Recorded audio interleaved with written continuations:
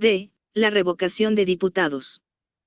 El segundo requisito marxista, que en opinión de Lenin debe cumplir la democracia proletaria, es la elección de los funcionarios por sufragio universal y la revocación, no solo de los funcionarios, sino de los diputados a la comuna, al ayuntamiento.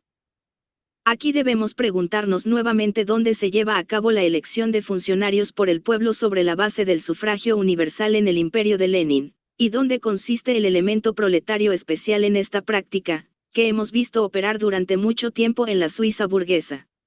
Esta es ciertamente una pregunta importante, pero nunca hemos cerrado los ojos ante ella. Cuando Lenin se sintió obligado a presentar esta demanda de nuevo en 1917, al mismo tiempo que insultaba a los primeros socialistas que supuestamente la habían ignorado, estaba llevando carbones a Newcastle. La revocatoria de los diputados es cualquier cosa menos una demanda novedosa, y ha sido impulsada por muchos demócratas burgueses. En el momento de la Comuna de París se defendía en mucha mayor medida que en la actualidad. Se originó en un momento en que los electores se enfrentaban a los diputados como una masa desorganizada. En la época de la Comuna de París, este era generalmente el caso. Una vez elegido el diputado, podía hacer lo que quisiera. Sus electores perdieron todo control sobre él. Así surgió la idea de que los electores debían poder revocar a un diputado que los había engañado. Este no habría sido un procedimiento sencillo, al menos con votación secreta, porque ¿cómo se podría conocer la opinión de los electores? Solo sería posible a través de una nueva elección. Una minoría en una circunscripción hostil al diputado siempre tendría en su poder obligar al diputado a someterse a una nueva elección en cualquier momento, aun cuando estuviera cumpliendo los deseos de la mayoría de sus electores. Nada es más fácil que fastidiar de esta manera a los diputados inconvenientes. Si estoy bien informado, la revocación de diputados en la Rusia soviética solo se utiliza con el fin de suprimir cualquier oposición seria en los soviets. En el occidente civilizado, esta disposición, que se presta tan fácilmente al abuso, se ha vuelto bastante superflua a través de la organización de las masas en grandes partidos, que durante el último medio siglo se ha desarrollado bajo los auspicios de la socialdemocracia. Desde entonces la responsabilidad del diputado hacia sus electores ha tendido a ser eclipsada por la responsabilidad hacia su partido. Cada vez es más raro que los candidatos se presenten por cuenta propia. El candidato se presenta ante los electores como representante de un partido. En esta capacidad y no por su popularidad personal, es elegido. Esto se manifiesta de manera más llamativa en el sistema de representación proporcional, donde los electores se enfrentan, no con individuos, sino con partidos completos con una larga lista de candidatos. Por regla general, ni los partidos ni sus candidatos son nuevos, sino probados y conocidos por largos años de servicio público. El miembro individual ya no puede hacer lo que quiera en el Parlamento. Está sujeto a la disciplina de su grupo de partido y está constantemente controlado por su partido, a menos que el propio partido deje de existir. Pero incluso entonces, los elementos que se han liberado gravitan hacia nuevos grupos, que están controlados por nuevas organizaciones del partido fuera del Parlamento. La demanda de revocación de los diputados individuales por parte de sus electores, presentada por los comuneros de París de 1877, así como por muchos otros demócratas radicales de la época, y respaldada por Marx, es característica de un periodo en el que la organización de los partidos socialistas, los partidos y la organización política de las masas no habían hecho más que empezar. Durante todo el tiempo de su existencia, la Primera Internacional nunca fue una unión de partidos socialistas. La demanda de revocación de los diputados estaba bastante en consonancia con este primitivo grado de participación popular en la política. Plantear la misma demanda después de medio siglo de labores intensas en el partido y el aumento más rápido de miembros del partido solo revela una total falta de comprensión de las condiciones más desarrolladas. Lo que podría haber parecido razonable y revolucionario hace 50 años ahora no solo es irrazonable, sino también reaccionario. Hoy un diputado que prefiere depender de una masa incoherente de electores a depender de un partido inspirado por una idea común se comporta de manera reaccionaria. Cuanto más se ha desarrollado la vida del partido, Más ha caído en un segundo plano la demanda de revocación de los diputados por parte de sus electores. Hoy ya no juega un papel en ningún país con instituciones políticas de larga data. Poder ejecutivo y legislativo. Más a fondo que los dos primeros de sus rasgos, debemos discutir la tercera característica de la democracia proletaria de Lenin, es decir, el Lenin de 1917, a saber, la unión del poder legislativo y ejecutivo en el mismo cuerpo, como en la Comuna de París durante el levantamiento de 1871. Desafortunadamente, Marx describe este requisito sin dilucidarlo. Simplemente dice que de esta manera la comuna se transformaría de un cuerpo parlamentario en un cuerpo de trabajo. En su introducción a la nueva edición de la Guerra Civil, en 1891, Engels sí se ocupa de los dos primeros de los tres requisitos que estamos discutiendo, pero ignora el tercero, que más necesitaba su elucidación. Es más que probable que, en cuanto a la reivindicación de la unión de los poderes ejecutivo y legislativo, tanto Marx como los comuneros tuvieran presente el ejemplo de la Convención Francesa de 1792 en adelante. Esta combinación surgió de las condiciones que caracterizaron la Revolución Francesa en el momento de la Convención, la Tercera Asamblea Nacional desde 1789. En ese momento Francia estaba en guerra con casi toda Europa, Austria, Prusia, Italia, España, Holanda, Inglaterra. Solo Rusia quedó fuera, ocupada en devorar al resto de Polonia. El antiguo ejército francés se disolvió y el nuevo ejército estaba en curso de formación. Los generales no eran de fiar y algunos de ellos eran traidores. La posición de los ministros era extremadamente inestable. La vieja maquinaria burocrática se había hecho añicos, mientras que la nueva maquinaria aún no se había construido. Los departamentos individuales hicieron lo que quisieron. En esta situación solo había tres factores que mantenían unido al Estado tambaleante. Estaba París, que estaba dominado por una clase obrera extremadamente enérgica y formaba una gigantesca fuerza compacta. Luego estaban los clubes jacobinos altamente organizados, cuyo centro estaba en París, y cuyas ramificaciones se extendían por todas partes del Estado.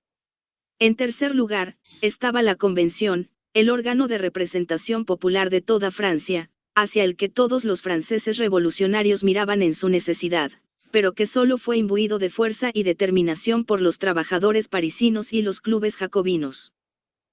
Cuando el poder ejecutivo, compuesto por los ministros, los generales y los funcionarios provinciales, se derrumbó, los jacobinos y los parisinos impulsaron a la convención a asumir las funciones ejecutivas e incluso las más altas legales. Al lado de los generales se apostaron diputados de la convención, para supervisarlos, y al lado de los ministros, para estimularlos. Se enviaron diputados a las provincias, a fin de acelerar la ejecución del decreto para el servicio militar general. De esta manera, la convención realmente logró grandes cosas y, junto con París y los clubes jacobinos, salvó la revolución. Pero no hay que olvidar que esta unión de los poderes ejecutivo y legislativo se efectuó en condiciones totalmente anormales, condiciones que a nadie le gustaría que se repitieran, la resistencia a la invasión de fuerzas superiores llevada a cabo en un momento en que los propios funcionarios ejecutivos del país habían abdicado de sus funciones. Toda guerra tiene la tendencia de promover la concentración del poder del Estado en pocas manos. Por regla general son los poderes ejecutivo y judicial los que asimilan o subordinan a los demás poderes. La guerra de la Gran Revolución encontró al poder ejecutivo de la República en completa disolución. La Convención, o el poder legislativo, sigue siendo el único poder del Estado lleno de energía. Y esta fue en su mayor parte la energía transmitida de la clase obrera parisina. La guerra exterior o la guerra civil es la peor condición bajo la cual se puede organizar un nuevo modo de producción. La guerra o la guerra civil, bajo ciertas condiciones sociales, pueden ser muy propicias, incluso indispensables, para la conquista del poder político. También puede ayudar a eliminar los obstáculos a la reconstrucción. Pero no está adaptado para promover la reorganización social sistemática. En general, hace que esta tarea sea completamente imposible, ya que subordina la vida entera a sus propios fines, que son meramente los de la destrucción. Para el periodo de transición del capitalismo al socialismo, necesitamos con urgencia la paz tanto en el interior como en el exterior. No en el sentido de una reconciliación de clases, sino en el sentido de que pelearán sus diferencias con los organismos de la democracia, y no de la fuerza. Bajo estas condiciones, sin embargo, no habría la menor razón para combinar el poder ejecutivo con el legislativo, y habría muchas razones poderosas en contra. La división del trabajo es la gran ley del progreso. Cuanto mayor es la división del trabajo que se ha efectuado entre sus órganos, más alto se encuentra un organismo en la escala de desarrollo. No es todo sistema de división del trabajo lo que significa progreso, sino solo aquel que preserva la armonía de las partes y hace que su cooperación esté subordinada al todo. Una división del trabajo en la que una parte se perfecciona a expensas del todo no puede considerarse progresiva. Pero donde una división del trabajo funciona con éxito, sería un paso retrógrado abolirla transfiriendo las funciones de varios órganos a un solo órgano.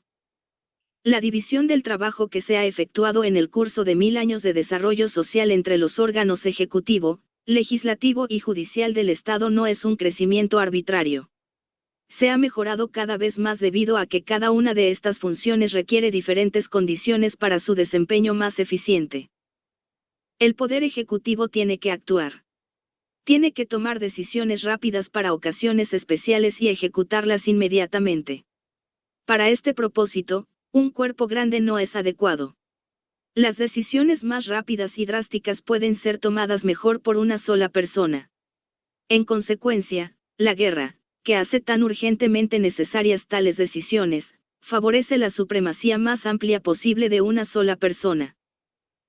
El poder ejecutivo, por tanto, se traduce constantemente en la supremacía de una o pocas personas, de un monarca, presidente, ministerio, etc. Ni siquiera la Convención podía sustraerse a esta necesidad. En marzo de 1793 nombró el Comité de Salvación Pública, integrado por 9 y luego 12 miembros. Este último estaba por encima de los ministros, nombró oficiales y generales, así como comisarios, con autoridad ilimitada. En resumen, ella, y no la Convención, era el verdadero poder soberano. Pero incluso este comité era demasiado grande para asegurar resultados rápidos y decisivos.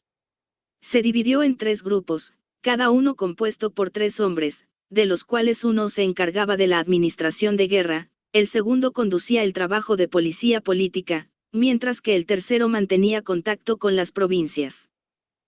De estos grupos 2 eran especialmente importantes, el relativo a la guerra y el relativo a la policía política, y en cada uno de los 2 mandaba un hombre, Carnot en el primer caso y Robespierre en el segundo.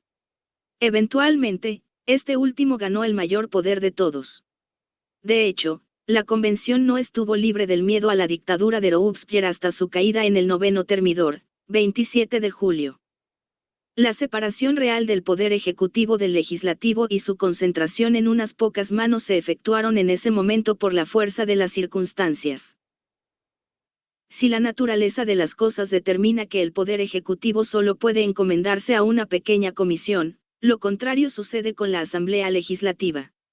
Esto constituye el sustituto de la Asamblea del Pueblo, que era depositaria del poder supremo entre las comunidades primitivas. Eligió funcionarios ejecutivos y judiciales para propósitos definidos, y se reservó la supervisión de estos funcionarios así como de la legislación.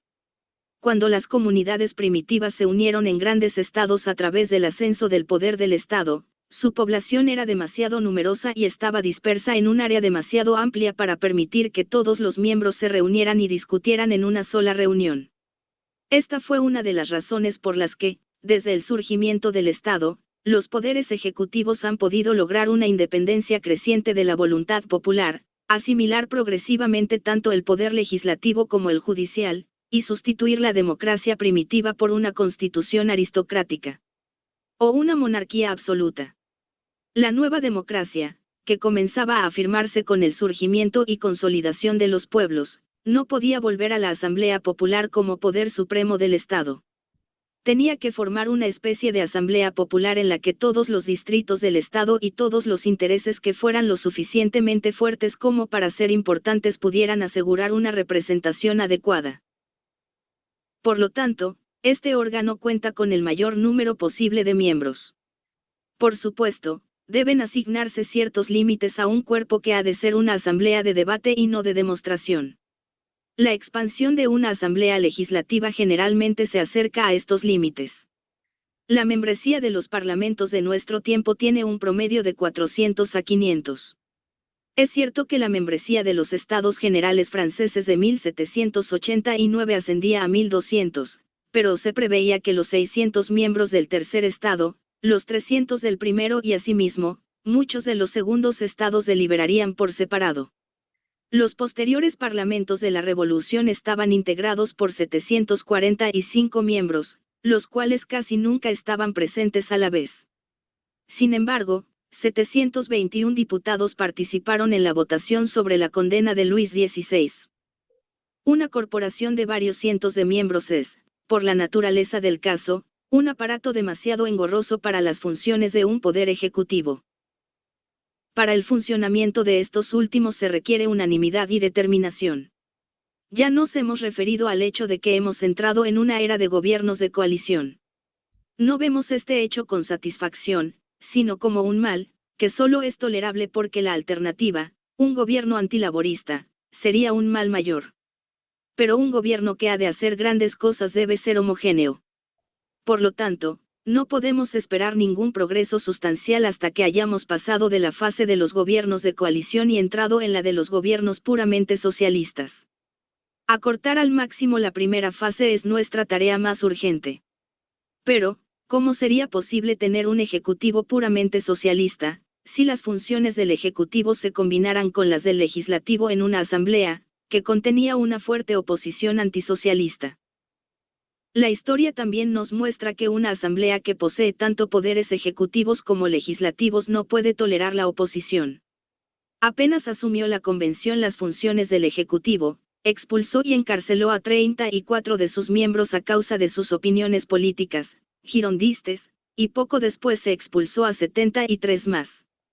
Los que no pudieron escapar fueron guillotinados.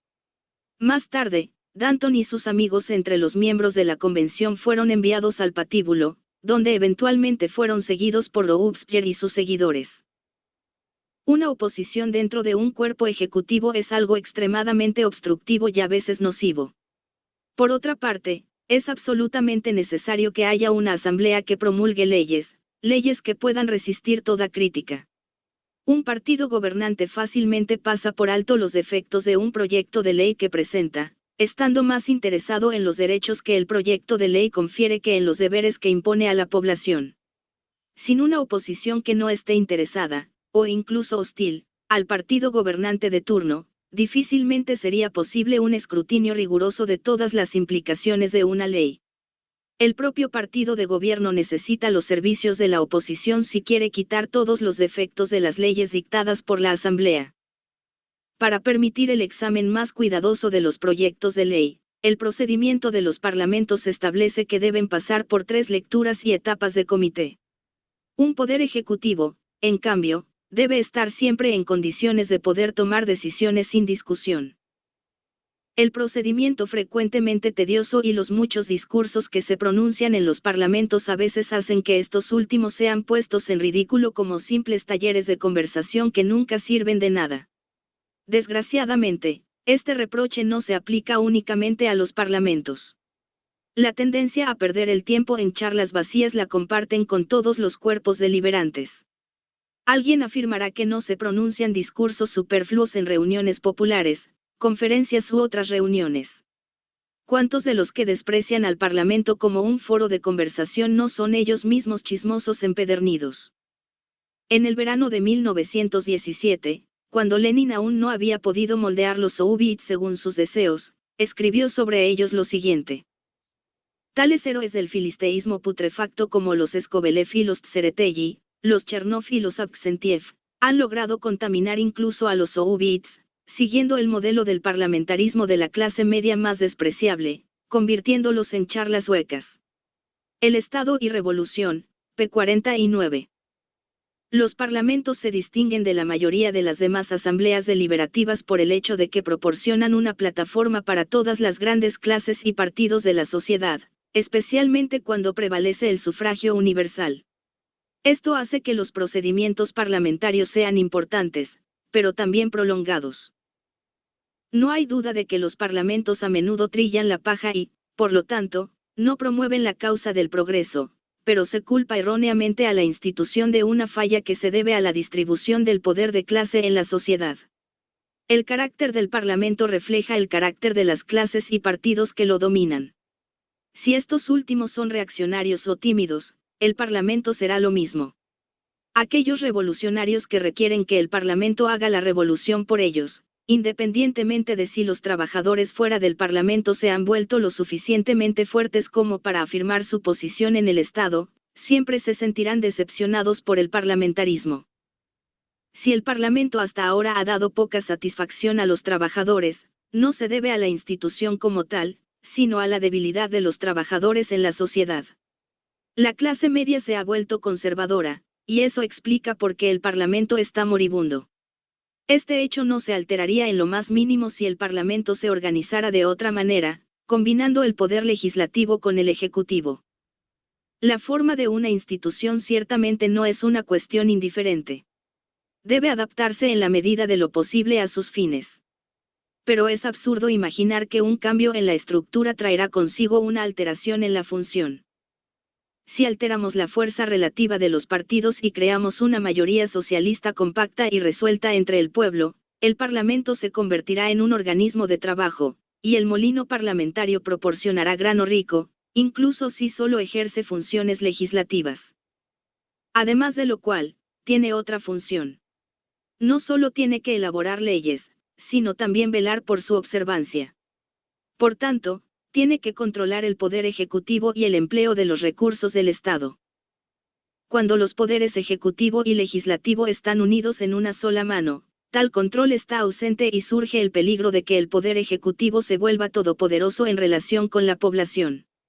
Hemos visto que la Convención, desde el momento en que combinó los poderes legislativo y ejecutivo, estuvo constantemente obsesionada por el temor de que el resultado fuera la dictadura de una sola persona.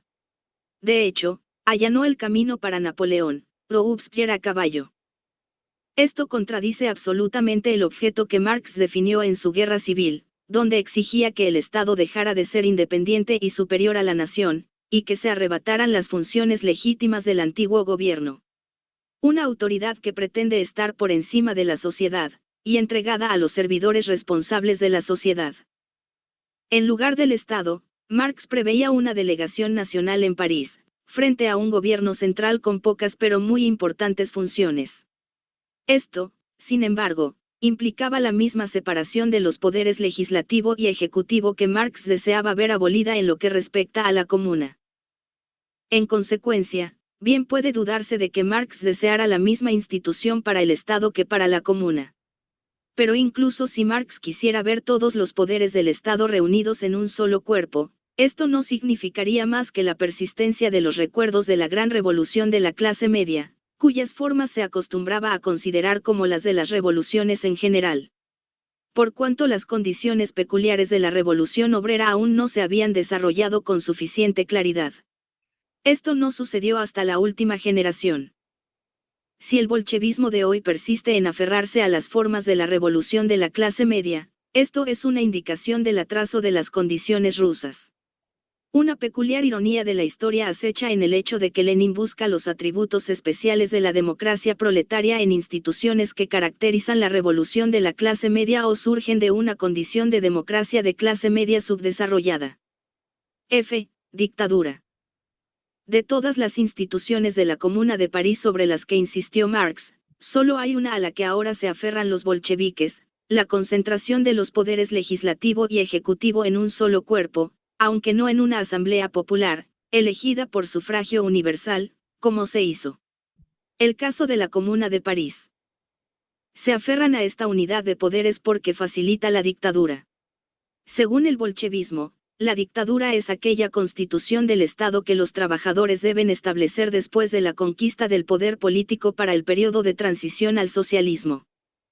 ¿Cuál es la esencia de la dictadura? No en el sentido transitorio en el que Marx y Engels usaron la palabra, sino en el sentido más estrecho del bolchevismo.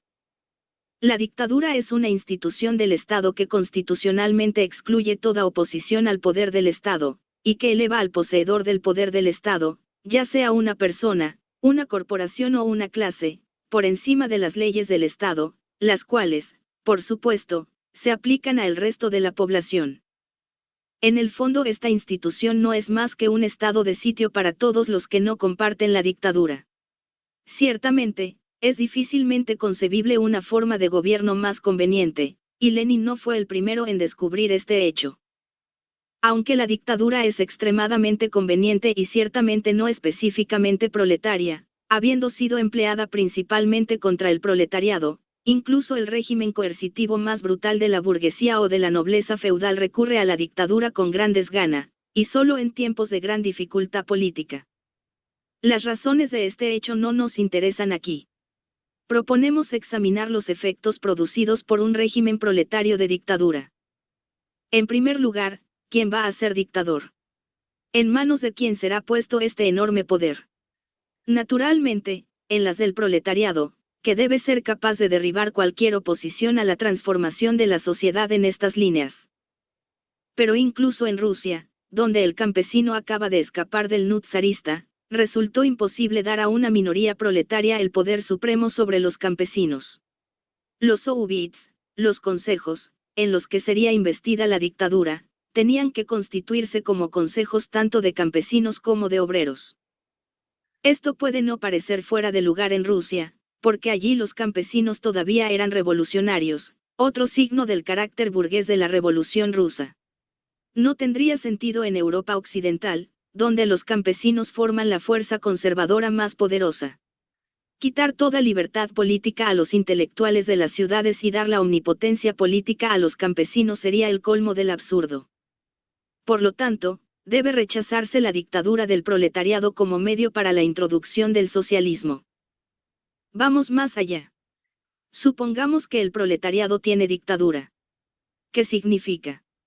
Que todo trabajador es todopoderoso con respecto a las clases poseedoras y cultas de los pueblos, y puede saquearlos y maltratarlos como le parezca. En suma, la dictadura de una clase, concebida como institución del Estado, significa investir a esta clase de un poder arbitrario. Y esto fue lo que realmente sucedió en Rusia después del golpe de Estado del bolchevismo, noviembre de 1917, que es glorificado como la revolución. Pronto reinó una completa anarquía dentro de las dos clases cuya dictadura se proclamó en ese momento. Este ideal vacunista podría ser algo tolerable en una aldea campesina primitiva, donde la industria doméstica en pequeña escala era la regla, pero sería fatal para la industria en gran escala. La disolución de las grandes empresas en la agricultura y el caos en la industria fueron las primeras heridas graves que la revolución infligió a la vida económica de Rusia, después de que ya había sido terriblemente debilitada por la guerra. Sin duda, los bolcheviques finalmente se vieron obligados a reconocer que las cosas no podían continuar de esta manera. Una clase desorganizada no puede ejercer ninguna dictadura. La dictadura del proletariado pronto se hizo insostenible. Había conducido al colapso económico más rápido de Rusia. Pero la anarquía de este tipo de dictadura formó el suelo sobre el cual creció otro tipo de dictadura, la del Partido Comunista, que en realidad es nada menos que la dictadura de sus líderes. El Partido Comunista pudo sobrevivir como la única organización firme en el caos general, gracias a su oportunismo sin igual, que le permitió mantener su poder arrojando por la borda los principios más importantes para cuya realización había tomado el poder. Del estado laxo de anarquía en la ciudad y el campo, Rusia pasó inmediatamente al control más estricto de una burocracia, una policía y un ejército permanente privilegiados, investidos de un poder absoluto, cuyas operaciones culminaron en el terrorismo más sangriento. Según la concepción de Marx, que aceptamos plenamente y que Lenin también defendió en 1917, el proletariado no puede liberarse a sí mismo sin abolir la maquinaria de dominación de la burocracia, la policía política y el ejército permanente. Si la dictadura no puede mantenerse sin esta maquinaria, prueba cuán inadecuado es el instrumento para el dominio político y la emancipación económica del proletariado. Esto es tanto más evidente cuando se comprende que la dictadura, por su constitución, no puede tolerar la más mínima oposición. Por lo tanto, todo intento de oposición debe necesariamente apuntar a derrocar la Constitución y asumir la forma de guerra civil. La fe del bolchevismo se reduce a la simple creencia de que es posible organizar una sociedad socialista en medio de la guerra civil. Hoy, los bolcheviques culpan a esta guerra de que, en lugar de llegar al socialismo, Rusia se haya hundido en la ruina. Olvidan que la guerra civil salió de su dictadura. Si la dictadura triunfa en la guerra civil, la consecuencia inevitable es la parálisis de la vida política e intelectual en general. Un sopor desesperado se apodera de las masas, de cuyas actividades enérgicas e inteligentes solo puede surgir el socialismo y la democratización del capitalismo autocrático. Por eso la dictadura es un obstáculo para el progreso socialista, más allá del hecho de que una clase obrera que es incapaz de deshacerse de una dictadura basada en el militarismo y la burocracia, proclama así su insuficiencia para la tarea de reconstrucción socialista. Todo esto ya se ha instado contra los métodos bolcheviques de lograr el socialismo a través de la dictadura del partido. A estos factores, que hacen de la dictadura un obstáculo para el progreso socialista, debe agregarse un hecho aún más importante, que a mi juicio no ha sido suficientemente considerado. El proceso de producción requiere seguridad, si ha de renovarse continuamente y promover la prosperidad social. Requiere seguridad contra interferencias forzadas inesperadas desde el exterior, ya sea de individuos o de las autoridades. Nadie se tomará la molestia de producir si teme que le quiten el producto de su trabajo. Por supuesto, ningún trabajador obtiene todo el producto de su trabajo bajo un modo de producción basado en la explotación. Tiene que compartirlo con los demás. Pero esta participación procede de acuerdo con reglas definidas que el trabajador conoce antes de comenzar a trabajar. Bajo las relaciones sociales existentes, es una de las condiciones del proceso de producción, en ausencia del cual el trabajador no podría producir en absoluto y, por lo tanto, no podría vivir. En consecuencia, la producción no se ve obstaculizada por este proceso de participación, si al trabajador le queda suficiente para asegurar la conservación de su fuerza de trabajo y el mantenimiento de su descendencia. El caso es muy diferente si el campesino, el artesano o cualquier otro trabajador es despojado de lo que le queda del producto de su trabajo después del proceso completo de producción, de manera irregular e inesperada, por un poder que no está directamente relacionado con él. Interesado en la continuación de su trabajo.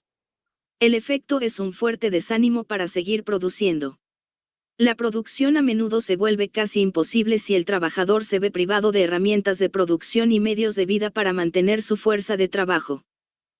Sin embargo, los trabajadores tratarán de seguir trabajando, si les es posible, porque no tienen posibilidad de existencia sino a través de su trabajo. Y en condiciones primitivas los medios de producción son simples y siempre pueden crearse en caso de necesidad.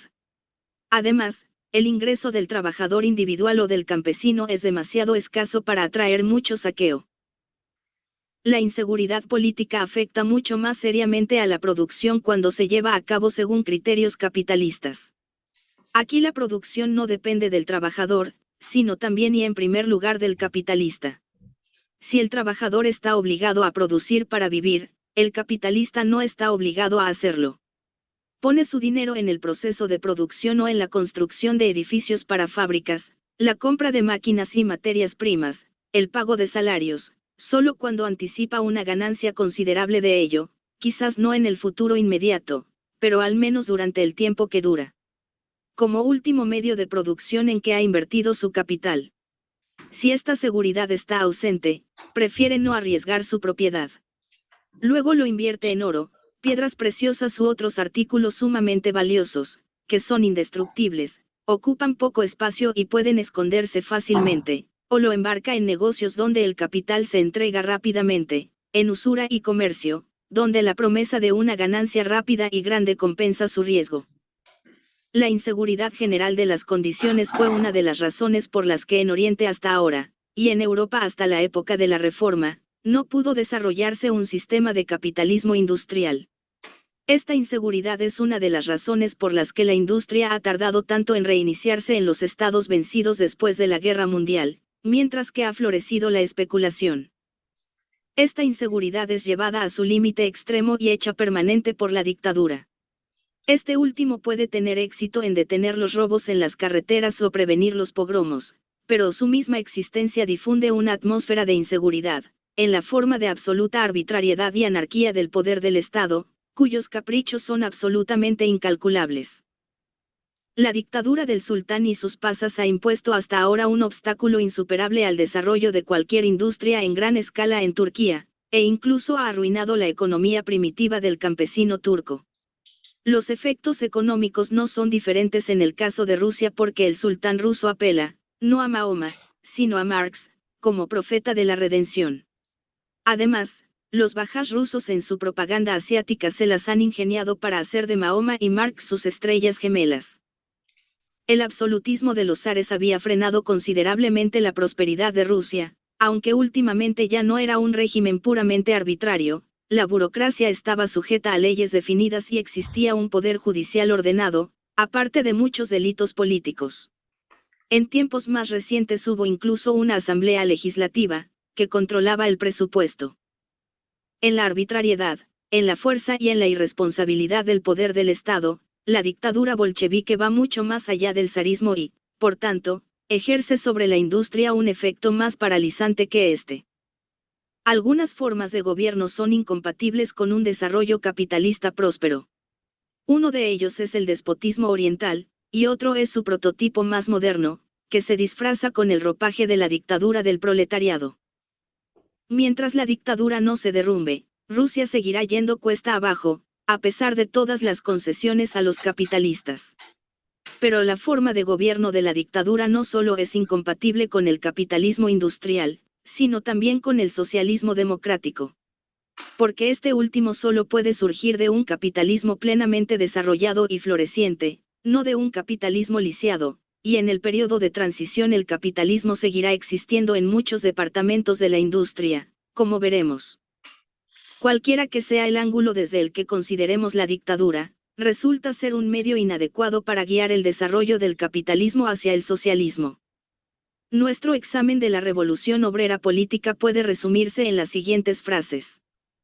El crecimiento del movimiento laborista va acompañado del crecimiento de la democracia. Así, el camino de la democracia es el camino normal para la conquista del poder político por parte de los trabajadores. La República Democrática es la forma de Estado para el gobierno de los trabajadores.